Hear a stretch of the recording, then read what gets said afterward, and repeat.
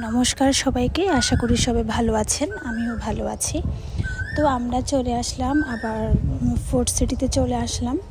আমাদের 2-3 দিন অন্তর অন্তরই আসা লাগে, কেননা আমরা আসলে বেশি জিনিস নিয়ে ফ্রিজে রেখে দিলাম। তো এখানে রয়েছে ফ্রুট জুসের কিছু সেকশন।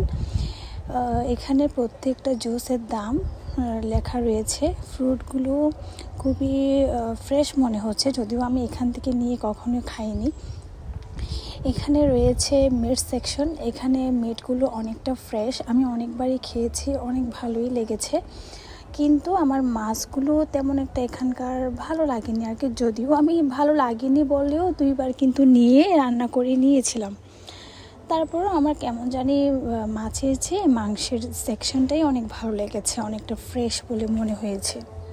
এই মাছটার নাম কি আসলে আমি জানি না, অনেকটা বড় সাইজের দেখা যাচ্ছে, কিন্তু আসলে জানি না এটার নামটা কি, কখনো নিয়েও নি এখানে।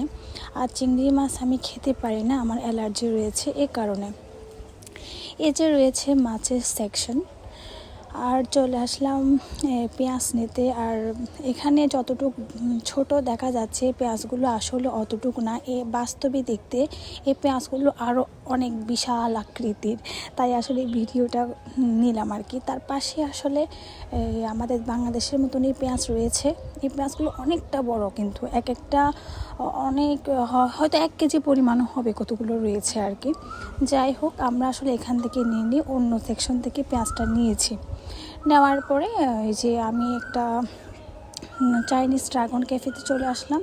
তো খাবার অর্ডার দিয়েছি, তো ভাবলাম যে অ্যাকোরিয়ামের মাছগুলো একটু ভিডিও করে নেওয়া যাক।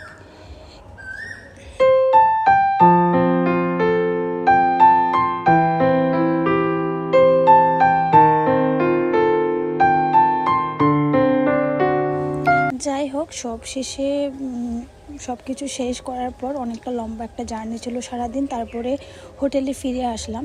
তো এসে একটু রেস্ট করে নিলাম। রেস্টের পরে যে চানাচুরগুলো নিচ্ছিলাম, যদিও ভেবেছিলাম যে অনেক মজাদার হবে, তারপরেও কেমন জানি রসুন রসুন একটা গন্ধ, যদিও প্যাকেটের গায়ে লেখা ছিল যে রসুন মিক্সড করা থাকবে, তারপরে কেমন জানি একটু চুপসে যাওয়ার মতো লেগেছে, আমার ভালো লাগেনি।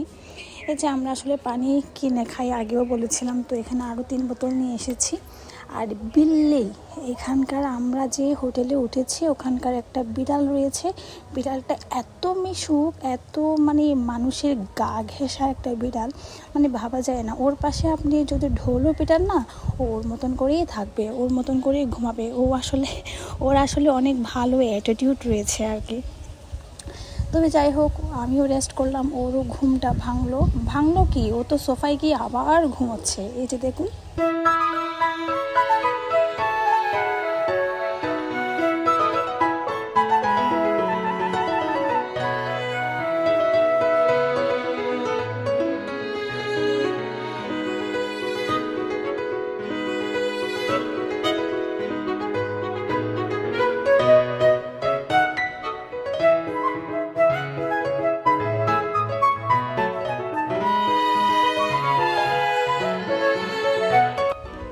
তো বিকেলবেলা আসলে বৃষ্টি দিয়েছিল, তাই আর ভিডিও করলাম না। তো এই যে ডাইনিংয়ে এসে দেখলাম যে আমার এই বিল্লিটা মানে জায়গা খুঁজছে কোথায় সে ঘুমাবে, কেননা আমার ক্যামেরার কারণে সে ভালো করে শান্তি পাচ্ছিল না। যাই হোক, ভিডিওটি কেমন হয়েছে জানাবেন। ধন্যবাদ সবাইকে।